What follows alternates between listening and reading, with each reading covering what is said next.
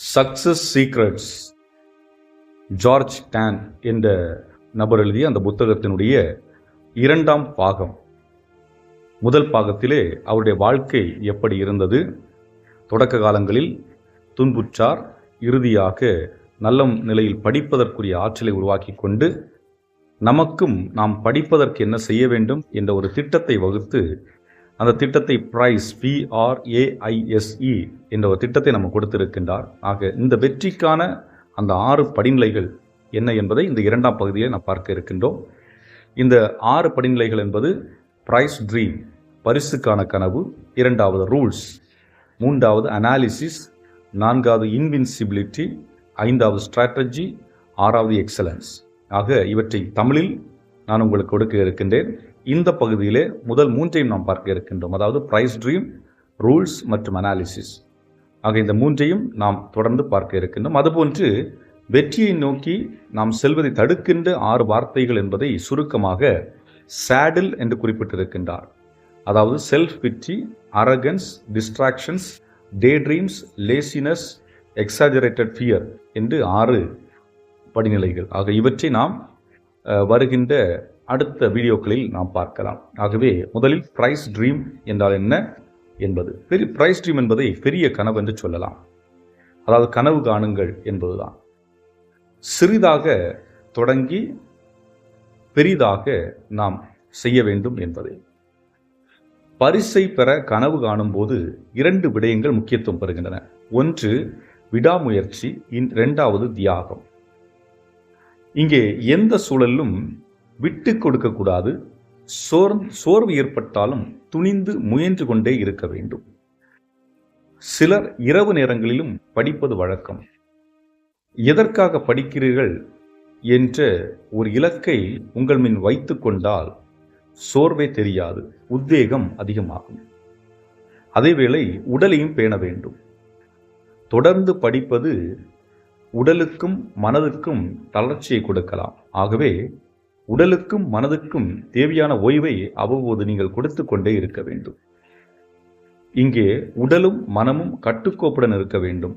பதட்டத்தால் அது இருக்கக்கூடாது என்பதுதான். எடுத்துக்காட்டு, ஒருவேளை நீங்கள் தற்போது பள்ளி பாடங்களை போதிய மதிப்பெண்கள் இல்லாமல் தோற்றுவிட்டீர்கள் என்று வைத்துக் கொள்வோம். இந்த சூழலில் என்ன செய்யலாம்? அதிக மதிப்பெண்கள் எடுக்க வேண்டும். அது பள்ளியாக இருக்கலாம், கல்லூரியாக இருக்கலாம். முதல் மாணவனாக வர வேண்டும் என்பது உங்களுடைய ஆவலும் குறிக்கோளுமாக இருக்கிறது. முதலில் சிறிய குறிக்கோள்களை நீங்கள் முன்னிலைப்படுத்திக் கொள்ள வேண்டும். அதாவது பரீட்சையில் பாஸ் ஆக வேண்டும். பாஸ் ஆன பின்பு அடுத்த நிலைக்கு ஏறச் செல்ல வேண்டும். ஆக சிறிதாக உங்களுடைய குறிக்கோளை அடைய வேண்டும். இதற்கு எடுத்துக்காட்டு ஆக்னஸ் என்ற பெண்மணி.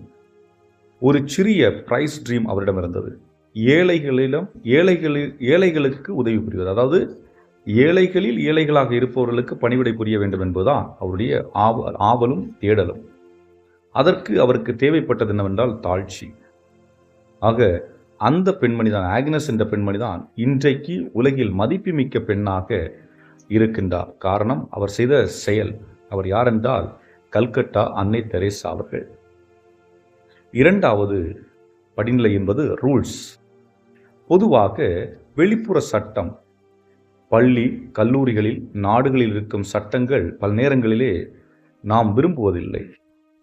இது நமது சுதந்திரத்தை பறிக்கிறது.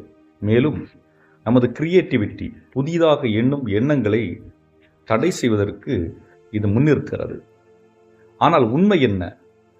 ஒருவேளை இந்த cricket, football, kabaddi, badminton, volleyball, basketball என்று எந்த விளையாட்டை எடுத்துக்கொண்டாலும் அதற்கென்று ஒரு சில விதிகள் இருக்கிறது.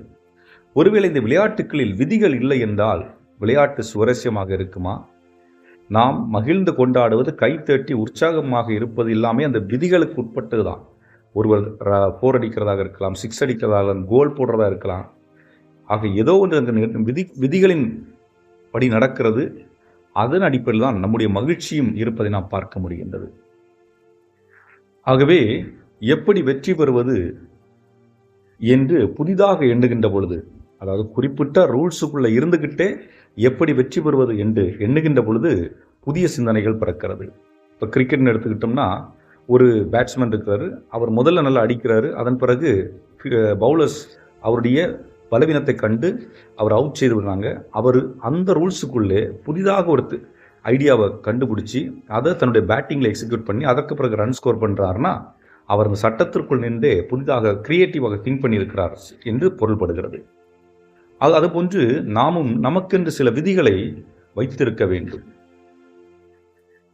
நான் என்னில் வைத்திருப்பது எதுவாக இருக்க வேண்டும்? எடுத்துக்காட்டு, நேர்மை, காலக்கட்டுப்பாடு, மரியாதை, பணம், நட்பு, இவைகளுக்கு நாம் பொதுவாக முக்கியத்துவம் கொடுக்க வேண்டும். அதுவும் குறிப்பாக பஞ்சுவாலிட்டி. ஒரு சிலர் சரியான நேரத்தில் இருக்க வேண்டும் என்று விரும்புவார். ஒரு சிலர் 10 நிமிடம் தாமதமானாலும் பிரச்சனை இல்லை என்று எண்ணுவார்கள். எது ஒரு மனிதனை வெற்றியடைய செய்யும்? இந்த இரண்டில் எந்த மனிதர் சரியான நேரத்தில் சரியானதை செய்கிறாரோ அவர் வெற்றியடைகிறார். தாமதப்படுத்தி செய்கின்றவர்கள் தோல்வி அடைகின்றார்கள். ஆகவே இங்கே பிரைஸ், PRAISC என்ற மாடல் நமக்கு 5 விதமான விதிகளை உருவாக்க சொல்கிறது. பி டிஃபரண்ட், தனித்துவமிக்க நபராக இரு. பி டிசிசிவ், துணிந்து முடிவெடு. டேக் கண்ட்ரோல், கட்டுப்பாடு உனக்கென்று வைத்துக்கொள். நெவர் கிவ் அப், விட்டு கொடுக்காதே, பின்வாங்காதே. டேக் ஓனர்ஷிப், பொறுப்பை கையில் எடுத்து செயல்படு. இப்போ இந்த முதல்ல பி டிஃபரண்ட் அப்படின்னு பார்க்கும்பொழுது, நீ கடைசி நிமிடத்தில் படிக்கும் நபர் என்றால் ஆண்டு முழுவதும் படிக்கும் நபராக மாறு.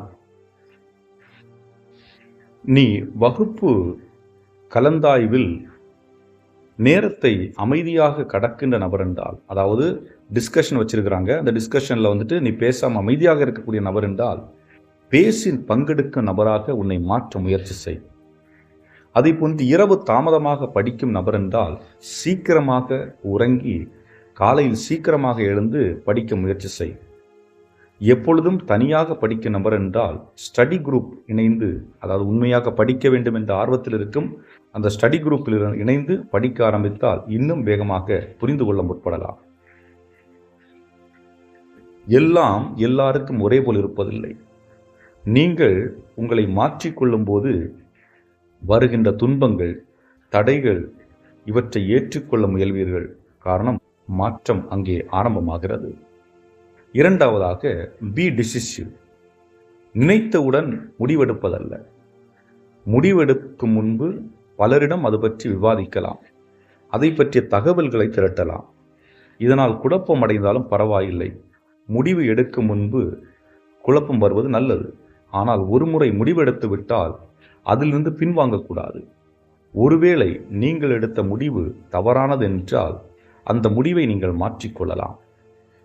மூன்றாவதாக டேக் கண்ட்ரோல், சூழல் அல்லது நீ செய்ய போகின்றவை, அது எதுவாக இருக்கலாம், படிப்பு, குழுவாக படிப்பது, எதுவாக இருந்தாலும் உனது கட்டுப்பாட்டில் இருக்க வேண்டும். முடிவு உன்னுடையதாக இருக்க வேண்டும். ஆனால் இன்று 2 விதமான மனிதர்கள் நமது மத்தியில் இருக்கிறார்கள். அவர்கள் நம்மீது அதிகாரம் செலுத்தக்கூடியவர்களாக இருக்கிறார்கள். ஒன்று, பதவிகளில் இருக்கக்கூடியவர்கள், அதிகாரம் மிக்கவர்கள். அரசில் பள்ளித்தாளர்களாக இருக்கலாம், ஆசிரியர்களாக இருக்கலாம், பெற்றோர்களாக இருக்கலாம். எடுத்துக்காட்டிற்கு படிப்பு என்று எடுத்துக்கொண்டால் அரசு துறை, கல்வித்துறை இணைந்து பாடத்திட்டங்களை வகுக்கிறார்கள். இந்த பாடத்திட்டங்கள் என்னுடைய பிள்ளைகளுக்கு தேவையில்லை என்று எண்ணினால் மாற்று சிந்தனைக்கு அல்லது மாற்று இடத்திற்கு தான் மாற்ற வேண்டும். அது மற்ற மாநிலங்களுக்கோ அல்லது மற்ற நாடுகளுக்கோ தான் சென்று நம்மை மாற்றிக்கொள்ள வேண்டும் ஒழிய இந்த இடத்தில் நாம் வாழுகின்ற பொழுது நிச்சயமாக அதை நாம் மாற்ற முடியாது, பள்ளி பாடங்களை. ஆகவே அவர்களுடைய கட்டுப்பாட்டில் தான் நாம் இருக்கின்றோம். மற்றொரு சூழல் என்று பார்க்கின்ற பொழுது குடும்பம் மற்றும் நண்பர்கள். பொதுவாக குடும்பங்களில் சப்தங்கள் அதிகமாக இருக்கும்.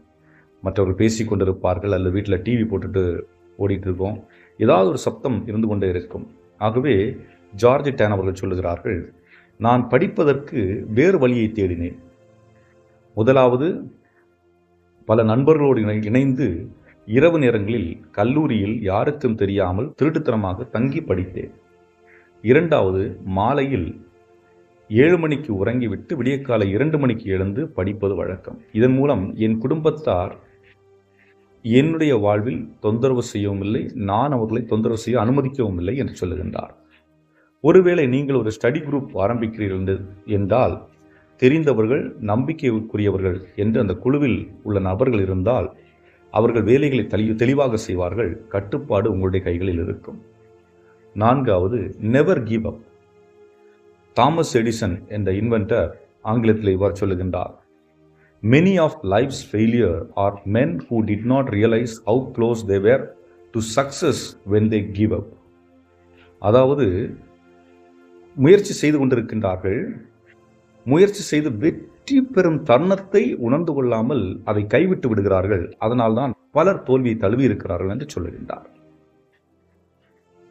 நான் என் முடிவை மாற்றிக்கொள்ளாமல் தொடர்ந்து நிற்க வேண்டிய முக்கியமான காரணம் என்னவென்று பார்க்கின்ற பொழுது, என் தந்தை என்னை சிறு வயதில் நடத்திய விதம் தொடர்ந்து என்னை துன்புறுத்தினார் என்று ஜார்ஜ் டேன் அவர்கள் சொல்லுகின்றார்கள். 2வதாக, எனது மிலிட்ரி மற்றும் விளையாட்டில் கிடைத்த பயிற்சி. அதே போன்று இன்னொன்று, நான் சோர்வுற்ற போது கடற்கரைக்கு சென்று கடலோரம் அமர்ந்து கடல் நீரில் கல்லறிந்து அதை பார்த்து ரசித்துக் கொண்டிருப்பேன். அப்பொழுது அலைகள் போவதும் வருவதுமாக இருந்தது. ஒரு அலை கீழ் நோக்கி போக இன்னொரு அலை மேல் நோக்கி வந்தது. அந்த அலை என்னிடம் சொன்னது, நெவர் எவர் கிவ் அப். விட்டு விடாதே, விட்டு விலகாதே, தொடர்ந்து முயற்சி செய்து கொண்டே இரு என்பதுதான். அடுத்ததாக, டேக் ஓனர்ஷிப். பொறுப்பை கையில் எடு. எந்த சூழலிலும் எது நிகழ்ந்தாலும் நல்லதோ கெட்டதோ அதை ஏற்றுக்கொள்ள வேண்டும். இங்கே மற்றவர்களை தீர்ப்பிடுவது இல்லை. என் தவற்றிற்கு நான் தான் காரணம், அதேபோல் என் வெற்றிக்கும் நான் தான் காரணம் என்ற நிலைப்பாடு எடுக்க வேண்டும். சில நேரங்களிலே ஜார்ஜ் டேன் அவர்கள் சொல்லுகிறார்கள், என் தம்பி சரியாக பரீட்சை எழுதி மார்க் எடுக்கவில்லை என்றால் என்னுடைய தந்தை என்னை திட்டுவார். நீ அவனுக்கு எடுத்துக்காட்டாக இல்லை என்று என்னை திட்டி அவனை காப்பாற்றுவார். அதன் பிறகு அவன் படிப்பதற்காக டியூஷனில் டியூட்டரை அரேஞ்ச் செய்தார்கள். அங்கேயும் அவன் சரியாக படிக்கவில்லை. இப்பொழுதும் அவனை திட்டுவதற்கு பதிலாக ஆசிரியரை திட்டினார்கள். ஆகவே எனக்குரிய சூழலை நானே உருவாக்கி கொள்ள வேண்டும் என்பதை. அடுத்ததாக பார்க்கின்ற பொழுது அனாலிசிஸ், ஆராய்ச்சி செய்தல், நல்ல முடிவுகளை எடுக்க உதவி புரிதல். ஆராய்ச்சிகள் செய்யும் பொழுது நமது முடிவுகள் தவறு அல்லது சரி என சுட்டிக்காட்டும். தவறு என்று சுட்டிக்காட்டினால் அதை விட்டுவிட வேண்டும் என்பதல்ல. மாறாக இன்னும் ஆழமாக உழைக்க வேண்டும், முயற்சிகளை போட வேண்டும் என்பதே. நல்ல ஆராய்ச்சி என்பது நமது பலம் மற்றும் பலவீனத்தை காண்பிப்பது மட்டுமல்ல, மாறாக அவை எங்கிருந்து உருவாகுகிறது என்பதையும் நமக்கு தெளிவுபடுத்துவது. உங்கள் படிப்பு உங்களுக்கு பலவீனமாக இருந்தால் முடிந்து விட்டது என்றல்ல. நீங்கள் விளையாட்டு வீரனாக வரலாம், படம் வரையக்கூடிய வல்லுநராக வரலாம், சமையற்கலை வல்லுநராக வரலாம், பிஸ்னஸ் மேனாக மாறலாம். இன்னும் பல கலைகள் இருக்கிறது, அவற்றில் நீங்கள் முன்னுக்கு வரலாம். ஆகவே நமது நோக்கம் வலிமையை, பலத்தை நோக்கியதாக இருக்க வேண்டும். வால்டர் கோலே என்பவர் சொல்லுகின்றார், We must look for the opportunity in every difficulty instead of being paralyzed at the thought of the difficulty in every opportunity. அதாவது நாம் துன்பத்தில் இருக்கின்ற பொழுதும் அதில் இருக்கின்ற வாய்ப்புகளை கண்டுகொள்ள முற்படணுமே ஒழிய, நமக்கு இருக்கின்ற வாய்ப்புகளில் இருக்கின்ற துன்பங்களை கண்டு நம்மை ஊனமுற்றவர்களாக மாற்றிவிடக்கூடாது என்று சொல்லுகின்றார். ஆக உங்கள் பலம் மற்றும் பலவீனம் கண்ணுக்கு தெரிந்திருந்தாலும் பலவீனத்தை தெரிந்து கொள்வதில் தவறல்ல. காரணம், அதை நாம் அப்புறப்படுத்த வேண்டும். ஆனால் பலத்தை முன்னெடுத்து செல்ல வேண்டும். ஐ கேன் டூ திஸ் என்று சொல்லி நாம் செயல்பட முற்பட வேண்டும். என்னால் முடியும் என்ற ஒரு வார்த்தை.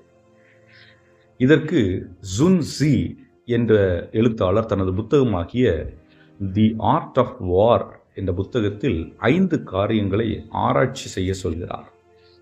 முதலாவது காஸ், காரணம். 2வது ஹெவன், வானம் அல்லது சொர்க்கம், வான்வெளி. எர்த், பூமி, நிலம். கமாண்ட், கட்டளை, ஆணை, உத்தரவு. சிஸ்டம், அமைப்பு. ஆக முதலாவதாக காஸ். எனக்கு ஒரு ஆசை உருவாகிறது என்றால் அதற்கு ஒரு காரணம் இருக்கு. எடுத்துக்காட்டிற்கு ஜார்ஜ் டேன் சொல்லுகிறார், அவர் முதன் மாணவராக வர காரணம் யாரென்றால் அவருடைய தாய் என்று சொல்லுகின்றார். ஆக காரணம் அதான் காஸ். அதுபோன்று 2005ஆம் ஆண்டில் ஒலிம்பிக் எங்கே நிகழ வேண்டும் என்று ஒரு குழு முடிவெடுக்கிறது. அதாவது 2012ஆம் ஆண்டில் லண்டனில் ஒலிம்பிக் விளையாட்டை வைத்து நடத்தலாம் என்று முடிவெடுக்கின்றார்கள். காரணம் என்ன?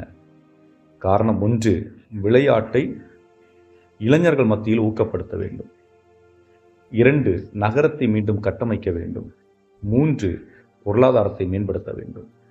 ஆக நாம் எடுக்கும் முயற்சிக்கு ஒரு காரணம் நிச்சயமாக இருக்க வேண்டும் என்பதை இது வலியுறுத்துகிறது. இரண்டாவதாக ஹெவன், வான்வெளி, பரந்த வெளி. இந்த பரந்த வெளியில் நாம் எதையும் மாற்ற முடியாது. சூரியனை மாற்ற முடியாது, சந்திரனை மாற்ற முடியாது, விண்மீன்களை எதையும் மாற்ற முடியாது. ஆனால் நாம் அந்த வான்வெளியை புரிந்து கொண்டு அதற்கேற்றால் போல் நாம் செயல்படலாம். எடுத்துக்காட்டிற்கு மழை பெய்கிறது என்று வைத்துக் கொள்வோம். மழையை நிறுத்த முடியாது, ஆனால் அதிலிருந்து பாதுகாக்க குடை அல்லது ரெயின்கோட் நாம் அணிந்து கொள்ளலாம். அதேபோன்று கல்வி அமைப்பினையும் நாம் மாற்ற முடியாது. மாற்ற வேண்டும் என்று நினைத்தால் நீங்கள் வெளிநாடு தான் சென்று படிக்க வேண்டும், அதுவும் எளிதல்ல. அதேபோல் உங்கள் ஆசிரியரையும் மாற்ற முடியாது. அவர்கள் போர் அடித்தாலும் அதை புரிந்து கொண்டு அதில் எப்படி சிறப்பாக செயல்படுவதென்றே நீங்கள் எண்ண வேண்டும். ஒரு மனிதனின் இன்டெலிஜென்ஸ், அறிவாற்றல் நிலை எப்போதும் ஒரே போல் இருக்குமா என்றால் சில நேரங்களில் இருக்கும், சில நேரங்களில் இருக்காது. ஏனென்றால் ஒரே பதிலை கொடுக்க முடியாது. ஒரு சிலர் எப்போதும் ஒரே நிலையில் இருப்பார்கள். ஒரு சிலர் ஆவரேஜுக்கு கீழே இருப்பாங்க, ஒரு சிலர் ஆவரேஜாக இருப்பாங்க, ஒரு சிலர் ஆவரேஜுக்கு மேலே இருப்பாங்க. சிலர் தன்னுடைய நிலையை உடைத்து மேலே எழுந்து செல்வார்கள். பல நேரங்களில் பார்த்திருப்போம். நம்மோட 12ஆம் வகுப்பு வரை படித்துட்டு தோற்று படித்திருப்பார்கள். ஆனால் இன்று பெரும் பதவிகளில் உட்கார்ந்திருப்பார்கள். காரணம், அவர்கள் அந்த தங்களுடைய நிலையை உடைத்து உயர்ந்து சென்றிருக்கின்றார்கள் என்பதுதான். இந்த வளர்ச்சிக்கு எது காரணமாக இருக்கிறது என்றால் செல்ஃப் இம்ப்ரூவ்மெண்ட், மைண்ட் டெவலப்மெண்ட், தன்னை பற்றிய சுய அறிவு, அதனால் தன்னை வளர்த்து கொண்ட விதம், இன்னொன்று தன்னுடைய எண்ணங்களை அவர்கள் உயர்த்தி கொண்ட விதம். எடுத்துக்காட்டிற்கு பார்க்கின்றோம் என்றால் 2004ஆம் ஆண்டு டிசம்பர் 26ஆம் தேதி சுனாமி ஏற்படுகிறது. பள்ளி மாணவி ஒருத்தி தாய்லாந்திற்கு விடுமுறைக்காக வந்திருக்கிறார். கடலோரத்தில் இருக்கிறார். அப்பொழுது கடல் தண்ணி உள்வாங்குகிறது. அவள் தன்னுடைய ஜியாகிரபி பாடத்தில் படித்து நினைவு கூறுகின்றார், இது சுனாமியினுடைய அடையாளம். ஆகவே அங்கு வந்திருந்த மக்களை துரிதப்படுத்தி அங்கிருந்து வெளியேற்றுகின்றார். அவள் சொன்னதை கேட்ட பலர் வெளியே வந்தார்கள், பலர் உள்ளே சென்றார்கள். ஆனால் என்ன நிகழ்கிறது? கடல், உள்ளே சென்ற கடல் சுனாமியாக வந்து அங்கு அவள் சொன்னதை கேட்காதவர்கள் கொலை செய்யப்படுகின்றார்கள். இங்கே ஹெவன் ஃபேக்டர் எது அப்படின்னு பார்க்கும் பொழுது, அந்த சிறுமிக்கு ஹெவன் ஃபேக்டர் எதுனா ஜியாகிரபி. ஆக ஜியாகிரபி தான் அவளை காப்பாற்றி அவளுக்கு புரிதலை கொடுத்திருக்கிறது. அதுபோன்று காப்பாற்றப்பட்ட மக்களுக்கு ஹெவன் ஃபேக்டர் எதுன்னு பார்க்கின்ற பொழுது அந்த சிறுமி ஒருவேளை அவர்களுக்கு அதை சொல்லாமல் இருந்தால் அவர்கள் அங்கே மறித்திருப்பார்கள். ஆனால் இறந்தவர்களுடைய ஹெவன் ஃபேக்டர் என்று என்னவென்று பார்க்கின்ற பொழுது அறியாமை. ஆக இதுவும் நாம் சிந்திக்க வேண்டிய இடத்தில் இருக்கின்றோம். புரிதல், அறிவை வளர்த்து கொள்வது அறியாமல் இருப்பதா என்பதை பார்க்க வேண்டும். மூன்றாவதாக எர்த், பூமி. இது நம்மால் மாற்றக்கூடியது. ஏனென்றால் பூமியை சமமாக்கின்றார்கள், காடுகளை அழிக்கின்றார்கள், ரோடுகளை போடுகின்றார்கள், பாலங்களை போடுகின்றார்கள், பல நிகழ்வுகள் நடந்து கொண்டிருப்பதை நாம் பார்க்கின்றோம். ஆக சூழலை தனக்கேற்றார் போல் மாற்றிக்கொள்வது, இது குடும்பங்களில் நடக்கும், சமூகத்திலும் நடக்கும், வேலை செய்யும் இடங்களிலும் நடக்கிறது.